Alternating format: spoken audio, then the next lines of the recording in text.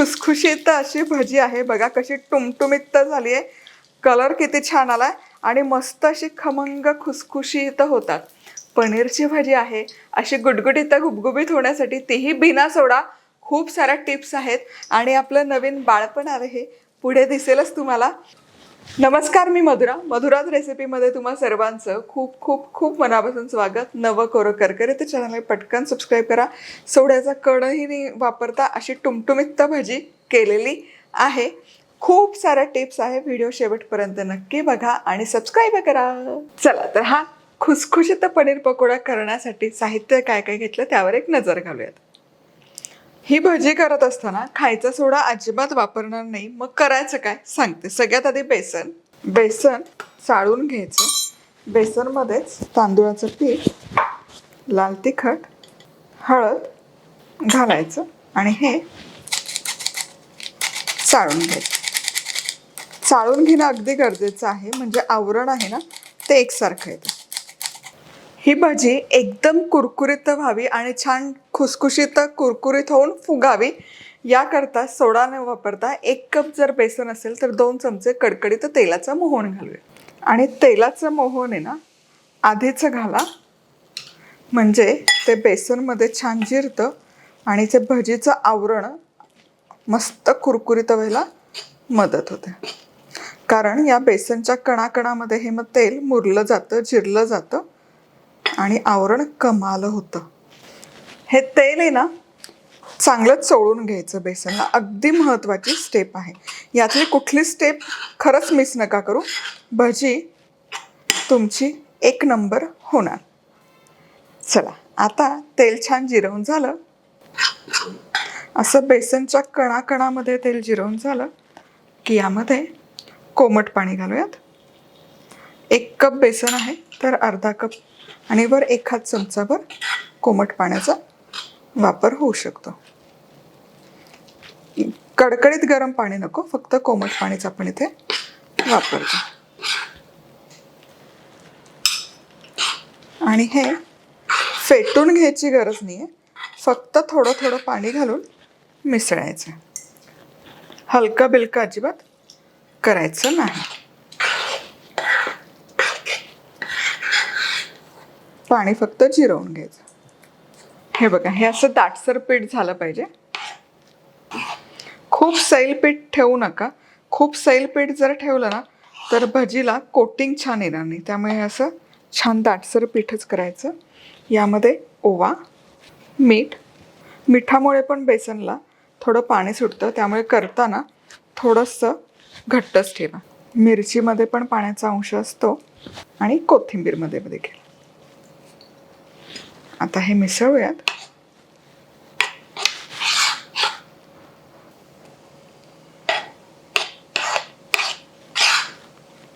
आणि 10 मिनिटं मुरण्याकरता हे बाजूला ठेवायचं. आता इथे 200 ग्रॅम मी पनीर घेतलंय. आता तुम्हाला छोटी मोठी कशी भजी करायची त्याप्रमाणे काप करून घेऊ शकता. मी छोटे छोटेच करते.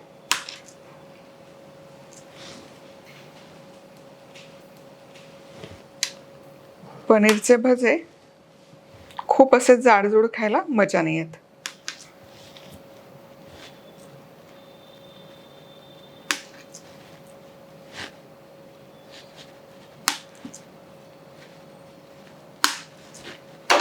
परफेक्ट.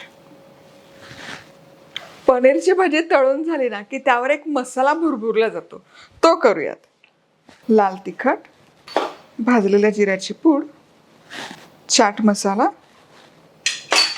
काळं मीठ, मिरपूड हे मिसळूयात. मस्त. हे मसाल्याचं आहे ना मिश्रण मी कायम बरणीमध्ये करून ठेवते, शेकर बरणीमध्ये.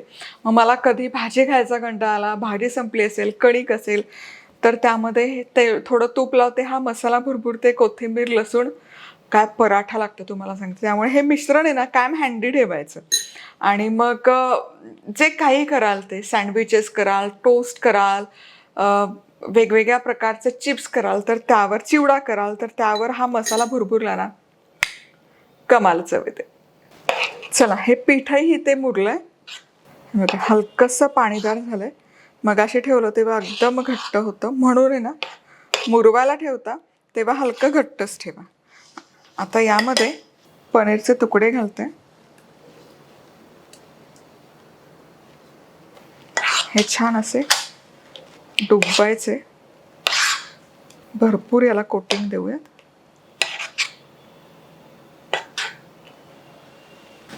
चला आता हे पनीर पकोडा तळून घेऊयात. पण तुम्हाला सांगते ही आपली बास्केट आहे, मल्टीपर्पज बास्केट, स्टेनलेस स्टीलची बास्केट आहे. madhurasrecipeclub.com वर खरेदी करू शकता. बरं, या बास्केटचा उपयोग काय? तळलेले पदार्थ यामध्ये ठेवू शकता. इथून पुढे सणसुद्धांची धामधूम असते. आषाढ तळणार तुम्ही, पावसाळा तळणार, श्रावण तळणार, गणपती, गौरी, दिवाळी तळणीसाठी उत्कृष्ट आहे. बरं, फक्त तळणीसाठी फळं तुम्ही यामध्ये धुवू शकता, भाज्या धुवू शकता. बरं, तेही करून झालं तर तुम्हाला आता विचारात पडेल की मग ही स्टोअर कशी करायची? काळजी नका करू.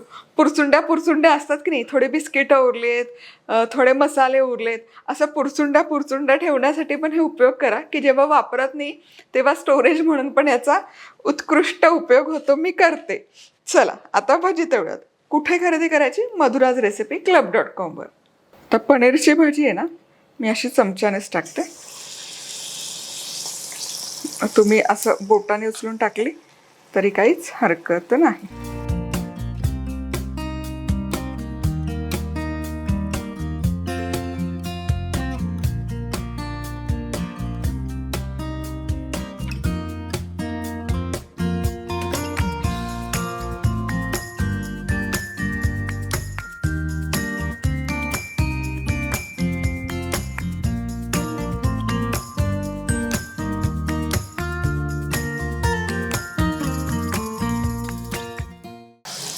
काय असतं ना, पनीरमध्ये भरपूर पाण्याचा अंश असतो. ते पाणी, त्याची वाफ होते आणि ही भजी टुमटुम टुमटुम फुगते. बघा, हे बघा मस्त आहे ना, खुसखुशीत होतात ही भजी. आता हे बघा, यासोबत 2-3 मिरच्या पण तळूनच घेऊयात. म्हणजे मग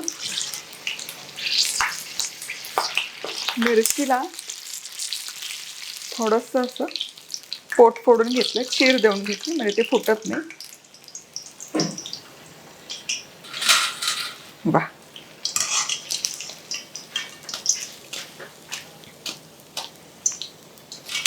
बहारदार. बघा काय दिसतीये भजी. आणि लगोलग ही गरम गरम असतानाच आहे ना, यावर हा आपला मसाला भुरभुरायचा आणि भजी मस्त अशी त्या मसाल्यामध्ये कोट करून घ्यायची. वा वा.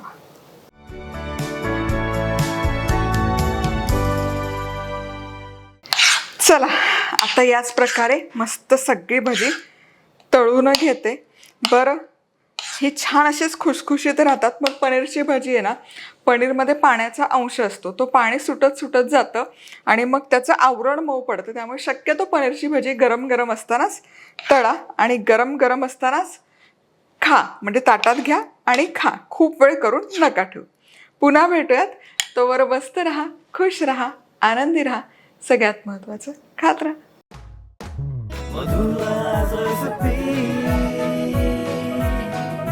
मधुराज रेसिपी, महाराष्ट्राची अस्सल चव.